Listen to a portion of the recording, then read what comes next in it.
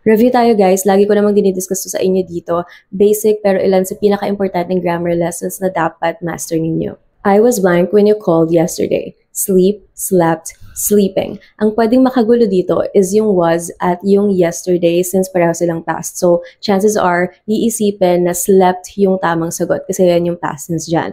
Pero tandaan nyo na sa isang active sentence, kapag may is, are, was, were, am, ang laging kasunod nun, ing form ng verb. So, ang tamang sagot dito, sleeping. I was sleeping when you called yesterday. She didn't blank last night. Study, studied, studies. Dito, pwede namang makagulo yung didn't at yung last night kasi past na naman. So baka ang isipin, studied yung tamang sagot. Pero again, ang rule dyan, kapag may didn't, doesn't, don't, or do, does, did, ang laging kasunod, base form ng verb. Yung walang ed, walang s,